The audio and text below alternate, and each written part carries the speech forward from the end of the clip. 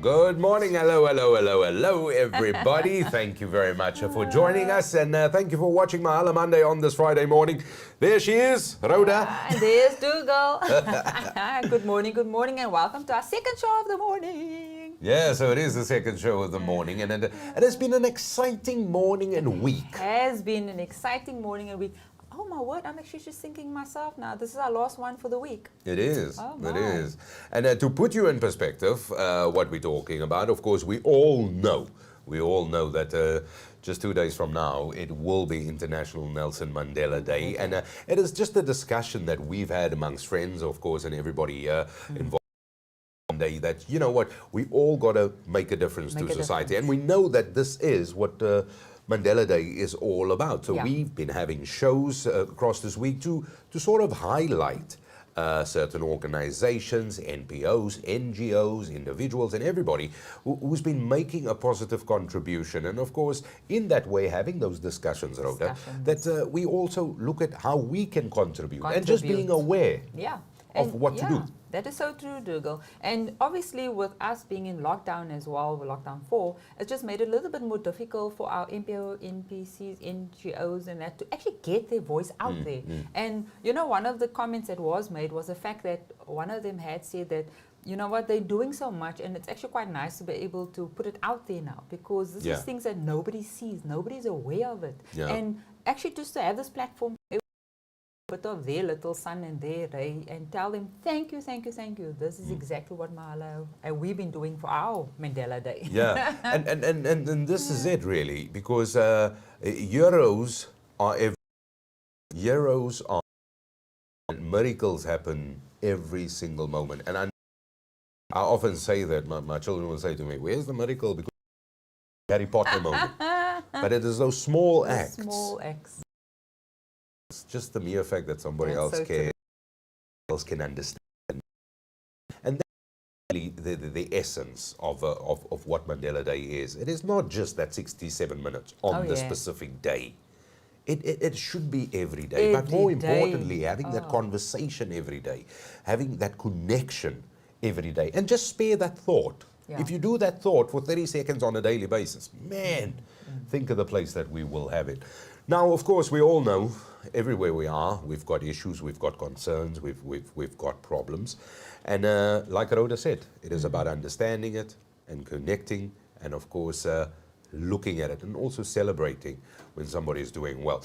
We, as you know, this is an interactive show. We're live on YouTube and on Facebook. Our details at the bottom of the screen. You invite everybody to watch this with us. Now, let's get into the topic for the second program for today, Rhoda. That is right. Excited. And very exciting. And you know, it's something that touches, I think, a lot of us, and that is children. And you know, and a lot of people out there, there's always the need and having to look at the needs of our children, because we need to make sure they, you know, this is our future. So we need to make 100% sure this is where we need to kind of create a circle to say, let's create a safe space for our children. And this is exactly what Bianca, Witchman, and she called hope. And you know, it is a hope to give these kids a bit of hope. Welcome, Bianca, to Friday. Hi. Good. Just very cold, but Yes. Yeah, I just firstly just want to say thank you so much to share a bit about what we do, and it's quite nice to be the last. No, I tell you what, he's saving the best for last year, because you know, and I mean this, and I really mean. You firstly do amazing work. We'll get to learn about all of this. And children, the youth was to our former great states. So we all know that, and it is from that premise that we work. So as Rhoda said, Home of Hope, it's brilliant having you here. Tell us exactly, how did the Home of Hope start? What do you do? Where are you? What is the focus of the Home of Hope? Yeah, so Home of Hope was started in 2009 by CEO and founder Eleanor Brooke, who herself was in a children's home in Gauteng for most of her life. So yeah, it was a word from the Lord that she had to start something, and she also wanted to harness the experience she had also in adopting 2 of her own children later in her life. So yeah, within that time, there was a big need for services And yeah, there was a specific child that was actually abandoned in a rubbish bin in Tableview area, and that really just touched her heart in starting this. So yeah, it was started a long while ago, about 10 years, yeah, a while back. But yeah, we actually celebrated 15 years. Okay. Yeah, it was just, yeah, it was a celebration of just celebrating how far we've come. So, place of safety, children, and most of the children that actually came into our care were children from who had additional medical. The idea was really just to be a short-term placement and to get into foster care or into. But we found that many children came back a few months later with their parents or their adopted parents or foster parents not being able to provide services that they needed. We obviously saw that there was a bigger problem here, and that's how we stumbled across FASD. We found that a lot of children had these characteristics, and Eleanor's first adopted son was actually diagnosed as a child with fetal alcohol syndrome. So that is really how we came across FASD. And doing a lot more research, we found there was not much available in our country. So it became kind of our mission to start something and to render services specifically for these children, because we did not want to see more children being brought back out of a place where they could thrive and have a brighter future. Sure. So that is really the gist of it. Since 2005, we've obviously expanded and grown with our children into an organization that provides a broad variety of services, which we can talk about later. Yeah. But yeah, we're really proud to say that we look after children, any child that comes, but mostly children that struggle with FASD. Okay, just listening to that, FASD, so that's fetal alcohol spectrum disorder, am I correct? That is correct. So just for the layman on the street, I mean, I don't know so what it means. Could you just tell us some more about this? It's a variety of disabilities caused by prenatal alcohol exposure. So that is when mom drinks during her pregnancy. Included in these disabilities, you're looking at physical disabilities, neurological disabilities, behavioral disabilities, and emotional disabilities. And what's so sad and unique about this disability is every child affected by FASD has a unique set of disabilities. So not every child is the same in any way. Yeah. What is very sad about this is that it's permanent. It's never going to go away. It is permanent brain damage, and there is no medication to drink to save or to change this disability. So once you are born with it, it will be carried with you for the rest of your life. It is 100% preventable. So it does not happen with us or amongst us. It's not genetical or genetic. It is purely caused by the choice of the mother for pregnancy. My word. Sure, that is. Wow, that is. I never knew that fetal alcohol spectrum disorder is something that stays with you throughout your life. I thought that you could fix it. No, it's permanent brain damage, purely permanent brain damage, and also additionally, depending on how the mother drank and when she drank, you have additional bodily damage as well. So you'll often see disabilities such as cerebral palsy, being blind, being deaf, teeth problems, spine problems, bone problems. It really depends on the drinking patterns of the mother as well. Yeah, we also have the highest rate in the world, or one of the countries with the highest rate. We have an average of about 70,000 births per year in our country, and specifically in the Western Cape, unfortunately, with Gauteng not being far behind. But yeah, this is really a very, very concerning statistic. Wow. It is really high, and it does not have to be this high. Also, the last thing I want to add to that is that 85% of children with this disability is not in their biological family. So these children are children that end up in the care system, which we know as children's homes, foster care, adoption. Okay. So yeah, this really is a big thing. Sure. That we need to be aware of. So Bianca, just going back onto what you said now. So this is an. Please correct me if I'm wrong, and forgive me if I'm very wrong here, and I don't want to come across as being offensive. This is 100% squarely falling on the roots of mothers who are over-consuming alcohol. Yes. So there's no genetics involvement. There's no safe amount to drink during pregnancy. They've done many studies to try and prove what is the least amount of alcohol to drink during pregnancy not to have this disability. But they have not been able to prove that because there is additional demographics that result in disability as well. So the mother's ability to break down alcohol, her liver functioning, all of those things play a role in this disability. So there is no safe amount. So to say it's okay to drink a glass of wine a week or a day, that does not exist within this disability. 100% prevention is 100% staying away from alcohol. Sure. Wow. And when you look at those numbers, when you say 70,000. Oh, my word. 70,000. Yes. Those are the numbers. That is diagnosed children. So taking into consideration 1 in 10 children will show symptoms, and symptoms is what you need for a diagnosis or the features of this disability. So I think the statistics are actually much higher than that, but research in South Africa states that between 60 and 72,000 births per year.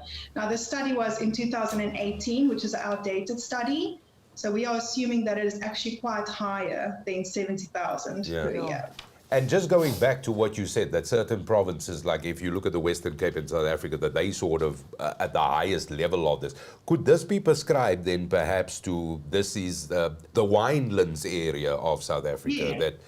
So they are saying that this is a result of the DOP system, and I'm not sure how many people are aware of the DOP system, but it's way back when farm workers were paid their wages in wine.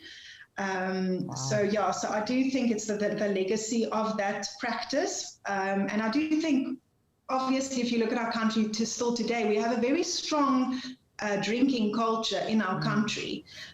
So I think every province presents it differently, but we are the winelands, and I mean, I think there are still people being paid with wine or being paid and immediately going to look at a bottle store on a Friday afternoon, the queues waiting to buy their drink. So I do think there's a lot of factors having a role here. I think if we look at the lack of facilities and resources for many women, drinking is just part of their daily life, and drinking is a part of getting away from your circumstances. So I think there's a lot of demographics and a lot of roles. There's a lot of things playing a role here than just the DOP system. I think it's a challenge in our country that there's a lack of resources and there's a lack of things to do. And unfortunately, drinking is very much part of South African culture, and it's accepted in our culture. So I think that is really the gist of it. And then just on that as well. So you said 100% don't drink then during pregnancy. So we're looking at all demographics. We're talking about everybody basically. So like say if I fall pregnant now, to kind of obviously rather stay clear of alcohol, because the chances you're sitting with a 50-50. Am I correct in saying this? Rhoda, FASD is not a color disability or a age disability. This will be purely because of drinking. I think a lot of women only find out that they are pregnant by 12 weeks when a lot of damage has been done. I'm not saying if you had 1 or 2 glasses of wine, you need to now be afraid that you've damaged your child. I think there's a lot of women that were not aware and do not do binge drinking and those kind of things. So I'm not saying now it's the end of the world for you. But they advise that if you're not on contraceptives or if you are trying to get pregnant, to abstain from alcohol completely. As I've said, the way the mother breaks down alcohol is different to my friend. And I cannot say if she didn't have a child with FASD, I will not have a child with FASD. There's so many factors playing a role with this disability during pregnancy. Do you know what you touch on so many aspects there, and I mean we sometimes don't realize how rooted it is when you consider several things you have said in terms of our culture. We are celebratory people. We are a celebratory people. You mentioned something like DOP stelsel. We are aware, and yes, it does still happen today. Once again, it is 2021. Only one who's concerned about we in. This is not 1940. This is not 1906. Come now. We can't have this. We can't have this. The only problem is when the possibility of me having ASD is so much bigger because I struggle with substance abuse and alcohol abuse myself due to my disability. And how do you keep me responsible for that if I myself am disabled? So it really is breaking a cycle. Just to give you a quick example, I did training a while back in a community in the Western Cape, and a woman came to me afterwards saying, I know that I'm one of many in my generations that have FASD, and I know that I gave it to my child. And she felt so guilty, and your heart just breaks for these people because it's come down from generation to generation. And you know it's not needed or it's not supposed to be, but it just is, because people with disabilities carry on these secondary disabilities, and then it just continues generation after generation. And it's really something that we don't have to have. So it's so sad. So Bianca, to say this, because I mean I could talk about this for hours with you, not only because of your knowledge of this and really putting it so succinctly. So basically, Rhoda has a baby. I'm going to use Rhoda because Rhoda is drinking. Baby now has a fetal alcohol spectrum disorder. The chances are that the baby, once at an age of becoming a mother, could then hand that characteristics of that disorder down to the newborn baby, which would then be Rhoda's grandchild, to understand you correctly. But it wasn't Rhoda. If she does not drink at all during her pregnancy, Dougal, she will not pass it on. Okay. But we see you've got 7 disabilities that develop with this child or this affected person as they go through life. And becoming a substance abuser themselves is right at the top of those secondary disabilities. So your child is born an addict, if you think about it. Because your newborn baby is not able to function or to work the alcohol through their system. So they are born an alcoholic. They have to go through a detox process as a baby. But if that child is stuck in a system where drinking is a normal culture, they themselves will start drinking. They will experiment with drugs. And that is what continues the cycle. So it's not genetic at all. It is purely the gewoontes or what this pregnant person will do. And we find that is a cycle that is mostly continued in most cases. Do you know when so people, that is what I mean. Yes, sorry to cut you. Do you know when people say use things responsibly? This is it. I'm sorry, there's idiot people out there. And you know what? And I always get angry about this, but there's idiot people there. Like you just said, Bianca Witchman just said that a baby gets born, the baby needs to detox as the first thing the baby needs to do. How are we allowed? Come now. So would you give a baby a bottle of wine when they are outside of you? The answer is no. You're doing that exact same thing whilst the baby is inside of you. Everything that the mother takes in, the baby takes in. So just use that analogy for yourself. And we would frown upon giving a baby wine outside the womb. But how is it any different inside the womb? Yeah, that is so true, eh? This is a tough conversation. It is a difficult conversation, realizing, and let's call a spade here, we sometimes shoot ourselves on the foot, and not because we're doing it on purpose, but when we consider culture, when we consider adoptstelsel, when we consider it is everywhere, that being not acting responsibility and not taking ownership and truly understanding something and just openly talk, that sometimes we want to shoot ourselves through the foot. Now, and I know we're going to end on this side of the topic of conversation, but I just want to bring it out of it quickly. So Home of Hope started, and in the beginning you said it has got to the sense of orphanage towards, I understand it in that sense, and then obviously doing all the work, then the fetal alcohol spectrum disorder gets highlighted as a cause. How many children and youngsters are involved with the home? How many people are you looking over? Are you in different areas? So we are mainly based in the Tableview Milnerton area. we are trying to find the best model for this. And if we ever have the opportunity to go to different provinces or different towns, that would obviously be something we'd be happy about. But to be honest, the work is so hard and so intense, and it's so unique and continuously changing that we are still just here in one project. But what we decided to do is to cover every single aspect of an individual with FASD. So within our organization, we have 4 different projects. So we have a children's home that cares for 19 children with FASD between the ages of 3 and 18. Wow.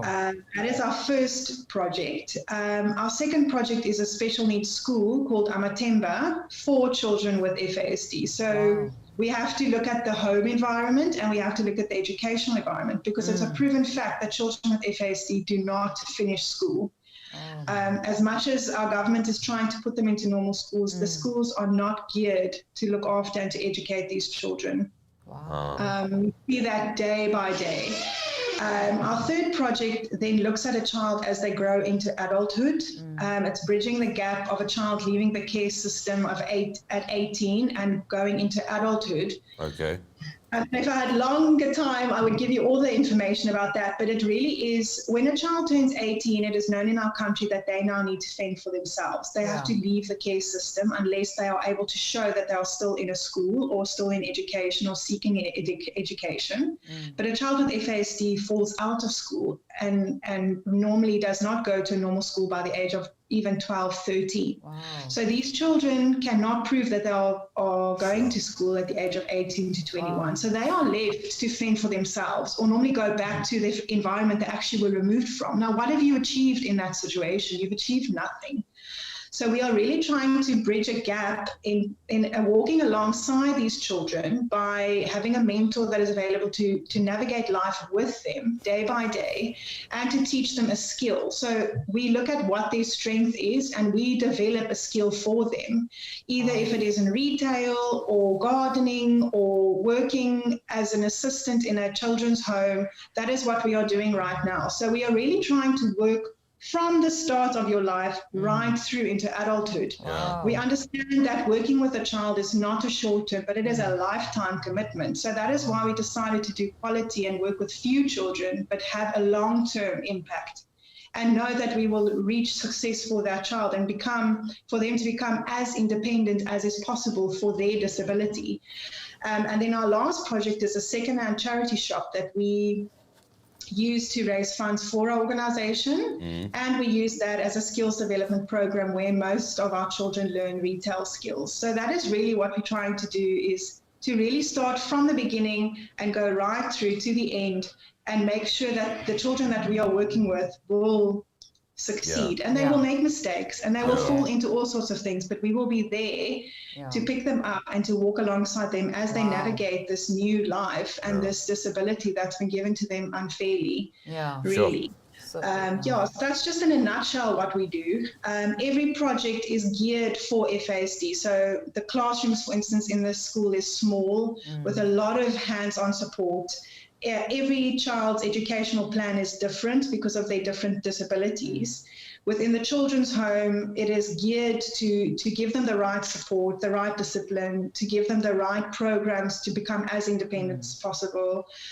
Within the Living Life adult program, it really is doing that one-on-one work with them, going through their disabilities, going through their struggles, identifying what is good, teaching them how to budget, teaching them how to get up on time for work, all those things that we take for granted.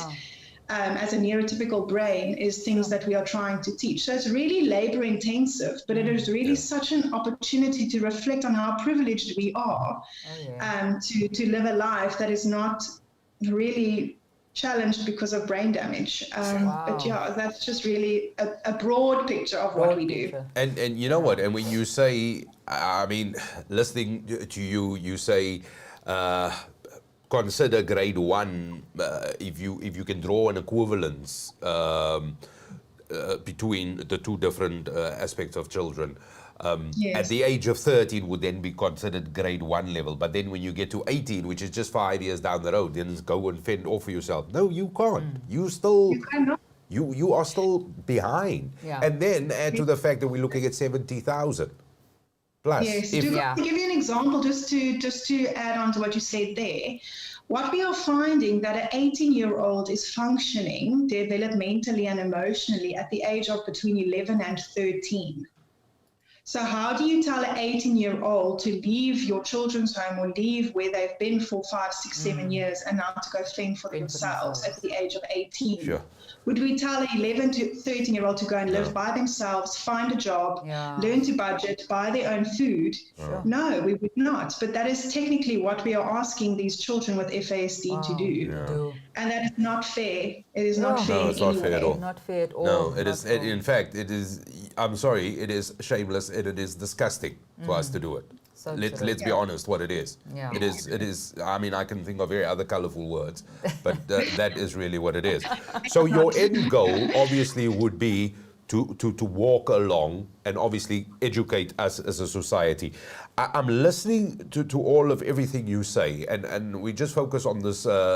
Hubert as well. Thank you very much for watching. And Hubert says, in the spirit there of Nelson Mandela 67 minutes, there can be no keener revelation of a society soul than the way in which it treats its children. Which is, I mean, how do you? I mean, that is exactly it, and this is what it is. And with all the media or medical information rather at our disposal, how can we still have? Yes, how can we still have that? And Hubert says exactly what I said earlier. You feel like you woke up in 1999, in the 1900s here. I mean, this is exactly what it is. Now, I'm listening to you, and I got to ask you this, and I'm only asking me, I know Witchman here is on a personal level. I'm asking you, this is from an organizational perspective. How do you what makes you excited? What keeps you motivated? When you look at all of this, and you see it just, how do you pick yourself up? How do you keep motivated? Dugald, we often have a joke where we say we need a punching bag in the office. We don't have one, but we often speak about that. But no, if you've worked for Home of Hope long enough, I've been here for 9 years. Wow. You learn to laugh about the dark things. You really choose to focus on what is good. I'm not going to say it is easy, because it is definitely not easy. But if you focus on the small victories and you focus on what our children do right, your mind shift just totally changes. And you celebrate with that child if they've learned to use the toilet for the first time, if they've learned to write the letter A, if they've learned to say a word, or if they get their first teeth at the age of 9, if they get out of nappies at the age of 8. You learn to focus and celebrate the small things, the unseen things, the things that no one else wants to celebrate. You change bad into good. So we focusing on the good things, because if you don't, it will become a very difficult and very dreary day by day by day. We focus on the fact that many of our children have overcome stigmas and labels that's been spoken over them by schools, by social workers, by parents. And we succeed in focusing on what their strengths are and building those strengths. And I think that is just the gist of it. We will never give up on a child because of their age or disability. And we are seeing success because we push through and we motivate each other and we laugh so much about things that other people would think is weird.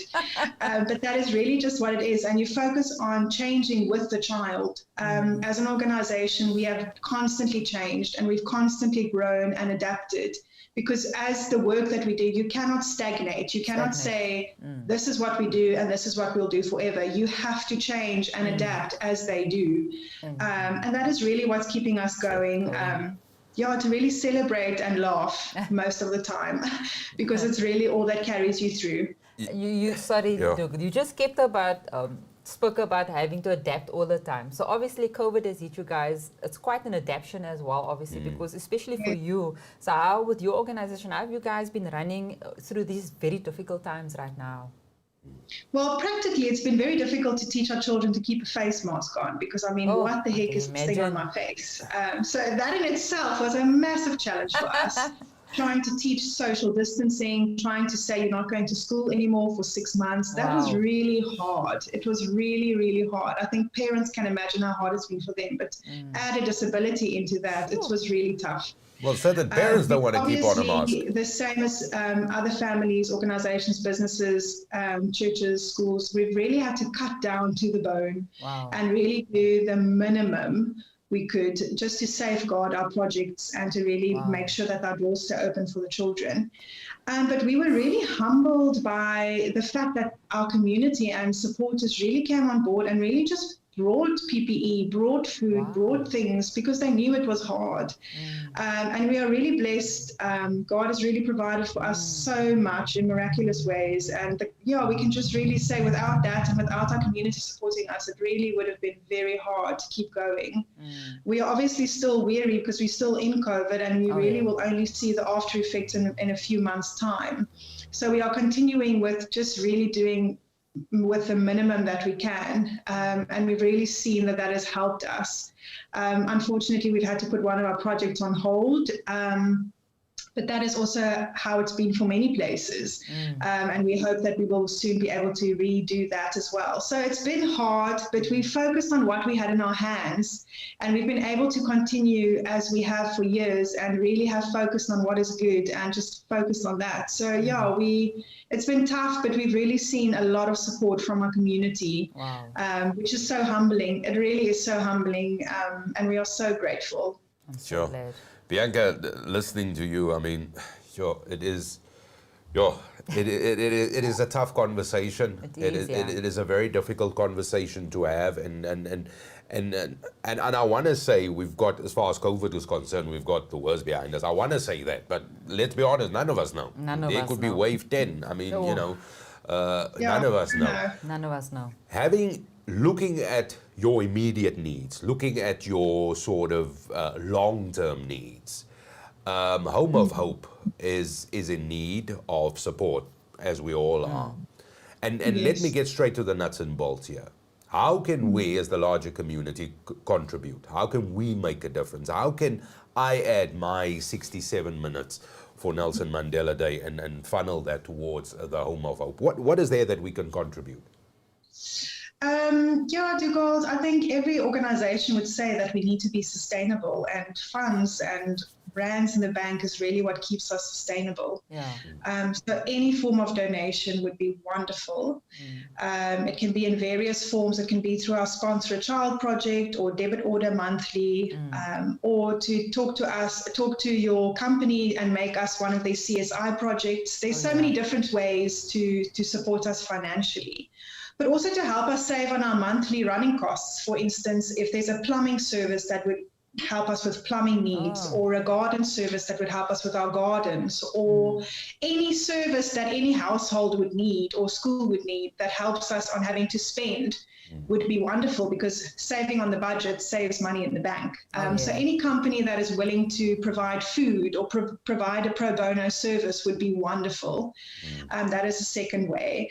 And then a third way is to volunteer your time. If you've got a special talent like singing or dancing, it really would be nice to expose our children to two types of those things. And then, as I've mentioned before, that we have a charity shop that sells goods for our running costs. So if anyone has secondhand goods that they no longer need, or is decluttering their home in this time that they are at home, any donations that we can sell would be wonderful, because that really is purely raising funds for our children. And I mean, everyone has something that they do not need anymore, whether it be a pair of shoes or a pair of socks or few plates in their cupboard. Those are treasures for us, because it raises funds for our children. Sure. So there's various ways. And what will be the easiest way for people to get in touch with you? So all of our information and contact details and bank details are on our website at www.homeofhope.co.za. That's one way. Or they can send us an email at info@homeofhope.co.za. And lastly, our head office number is 021 556 3573. Yeah. Okay. And we will have those details on the screen Here as we well. go. So there it is, www.homeofhope.co.za, how you can get in touch with them. Yeah, and the contact details as well. So, Bianca, we're going to be obviously our last little question now. We will be finishing off the show. I think we spent a little bit more time than what we expected. And I think because this is really hit quite hard and quite, it's really been quite a hard topic and subject to talk about, and something that people actually don't really talk about. And it had to be discussed today. And I'm so glad we've done this. So, how can we spread the word on, fetal alcohol spectrum disorder, and, how do you become an advocate? How do you spread the word? Rhoda, first, I would just like to say, if you did not know about this and you have potentially drank during your pregnancy, please do not, when you know yourself afdoggle, or, it is what it is. And I think there shouldn't be stigma about this thing. I think we need to support our women in our communities and in our direct families. We all know people that are either pregnant or are wanting to get pregnant or having unprotected sex. And I think just to speak to them in the most gentle way, just to say and to share about what they've learned about this disability is so helpful and so wonderful, because people need to know. But within saying that, to support these women that might be drinking, it is hard. If you are addicted to alcohol, it is hard to leave alcohol, even if you are pregnant. And I think it's supporting those people. Wow. Or if you have a family member that has FASD, but it's never been known about or never been spoken about, those people are often labeled as the black sheep or labeled as people that no one wants to have anything to do about. But how unfair is that? I think is to support those people and to have a new understanding for them and to support them and to talk about this, because it can bring so much freedom. But I think our voices are very powerful, and I think without it being a stigma or without being harsh, I think so much can be done just by sharing this information and by supporting these women. As a husband to a wife, if your wife is pregnant, you can stop drinking for those 9 months. And I say that with all respect, but I mean, the temptation will be less if there is no alcohol in the home. So, those kind of things are small practical examples, but it will have a great impact nonetheless. Wow. Yeah. And I'm loving the fact that, we as women must stand together and assist everybody else. I've personally at this point become an advocate for you. So I will spread that word and tell the ladies, so, stay clear of that. But there again, it's very clear that you guys at Home of Hope has become angels on earth, not in heaven. There we go. So true. It is absolutely true. That is so true. It is absolutely true. It is really, and I agree with you. Yeah, I think we've become advocates. There's a lot to reflect on what you have said, Bianca, which Rhoda and I will do, and I'm and it is so emotional. It is such an emotional thing, and especially we all know children are the future. That's our future. So, our future. They are our future, and that is why we will do everything we can to have a brighter future for them, no matter what it takes. Sorry for interrupting you. No, it's fine. No, please, your interrupt passion me. Shines through the as more well. you interrupt me, the better. It's rude, but anyway, it's all good. Because it's our passion and our excitement, Bianca. We fully understand. Yeah. We do it all the time with each other, you see? And on that, I want to thank you for your passion. I want to thank you for your passion, because your passion and commitment is unrivaled. It is unparalleled. It is absolutely amazing, and because of your insight in this specific subject matter, it is because of your passion, and that is how awareness is being created. And once again, it is about having a conversation, understanding it. If you don't know, you don't know. So true. Yeah. But it is about we enlightening see ourselves as being blessed to learn from these children, because they are our biggest teachers. We count ourselves to be blessed in being able to pioneer for this disability, because there is so much to be done. So thank you for your kind words, but we really feel that we are the blessed ones, because it really is an awesome opportunity to do this. And Yeah, as much as it is sad, we've been able to come over that and see it as good, and to see that we are doing something for the better of so many people in our country. Yes, And definitely. we really see this job and this organization as an opportunity to do good, and to break the mold and to do the work that no one else wants to do. So it really is for us a great opportunity. As hard as it is, we've chosen to see it as something good and something greater than, you know, day-to-day work. Yeah, it's just an opportunity for us, and something to make a stand and really stand for these children, because they have not asked for this. Oh, yeah. Have no say in this. So yeah, we will be their voices as long as we can. So true. Bianca, I must thank you for taking on my invite to be on the show. I am so happy you took that invite. It's only a pleasure, Reda, and yeah, once again to you guys, thank you for this, and thank you for raising awareness of different organizations, because we all have a fair place in this country and we all do good. So thank you to you guys for this, and may your program be blessed. And yeah, thank you for celebrating with us as we celebrate Madiba Day. It really is a fantastic opportunity. So thank you to you guys as well. Thank you. Your pleasure. Bianca Witchman, everybody, of Home of Hope. Go check them out, homeofhope.co.za. Definitely, and I hope you guys get flooded with contributions, definitely. And definitely having that discussion. But as we thank, and of course thank you for being part of this, and you as a viewer as well. Your contribution immediately is to and share this. Let's not have two ways about it. But as we thank Bianca, of course, it's time for us to reflect on what she said. She said so much. She said so much. Oh, yes. And I know she's still there, so at any time feel free to jump in. But firstly, let's look at the numbers here. 70,000. That's a lot. That's not small. That's not small. Okay. Something that can be, and possibly can be, given the science we know, and from what Bianca said, can be completely preventable. There we go. So there's no need for this to exist. The only need it exists is because we act that way. We cause it. Now, let's be honest here. Dopstelsel, come on. Oh, secondly, if your partner, your wife, your girlfriend, whoever is expecting, this is your duty now. Eliminate all temptation. If it is your next door neighbor, you move your stuff, go bury it in the backyard. Just for now. 9 months is quick, man. It's quick. Certain people think 15 months is long, 9 months is come now. Go bury it in the backyard. Working together as a partnership. Have this conversation.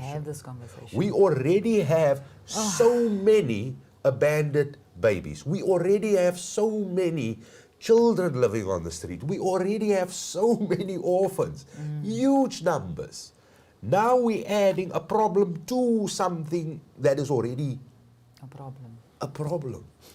And it's big. It is, Dougal. And you look at the numbers Home of Hope has got here, Rhoda. And the one they've got the children's home. Then they do the special needs school, which is huge. It's huge. They try and bridge the gap. They've got the sort of charity shop, where you can learn a skill or two. But the numbers they cater to are small: 90, 10, 5, 70,000. 70,000 kids. I'm just saying, and they operate on one side of the Mother City Metropole, on the western side. And there's other places and different places as well, and of course throughout the country. And it is hard. It is hard. Do you know what? One of my heroes, and I'm sorry for saying this, is Imtiaz Suleiman, without a doubt.